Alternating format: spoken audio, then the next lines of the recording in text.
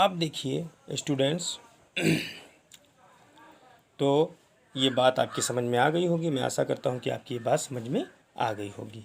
ठीक है, अब आते हैं इनडायरेक्ट स्पीच में। ठीक है, तो इनडायरेक्ट स्पीच होता क्या है, इसको सबसे पहले देख लेते हैं। तो इनडायरेक्ट स्पीच का तो अप्रत्यक्ष कथन, इसमें क्या होता है कि वक्ता के शब्दों का भाव अपने ढंग से व्यक्त करके, whatever the speaker says, feel and then write in indirect speech, और उसके बाद उसको इनडायरेक्ट स्पीच में लिखना, यानी वक्ता के शब्दों का भाव अपने ढंग से व्यक्त करके।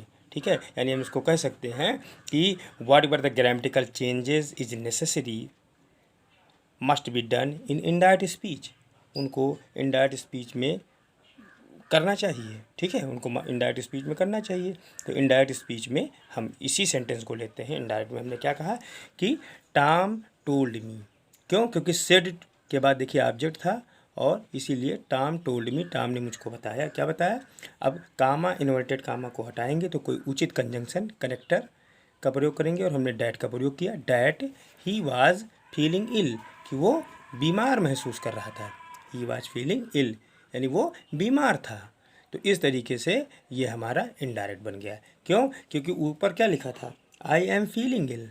तो आई जब हम चेंज करेंगे तो देखिए ही हो जाएगा। ही ये किसके अकॉर्डिंग हो रहा है? ही आपका थर्ड पर्सन है, third person change into Tom.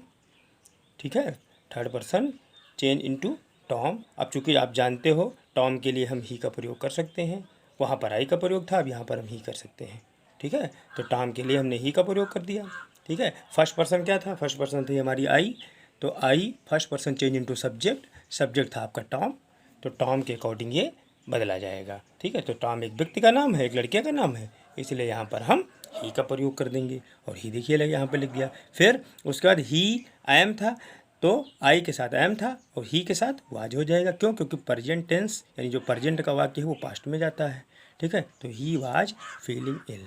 ठीक है, वो बीमार था। इस तरीके से ये बन गया। अभी ये कोई किसी भी टेंस का वाक्य नहीं है। ठीक है, इस तरीके से इनडायरेक्ट बन गया। तो अब वक्ता के शब्दों का भाव हमने प्रकट कर दिया। बात वही हमने कही है कि टॉम ने मुझको बताया कि वो बीमार था, और यही बात उसने भी कही थी कि टॉम ने मुझसे कहा कि मैं बीमार हूँ।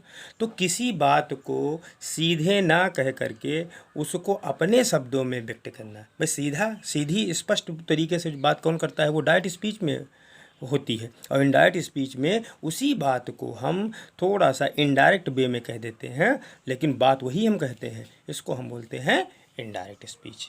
मैं समझता हूँ कि आपकी ये बात समझ में आई होगी। ठीक है, अब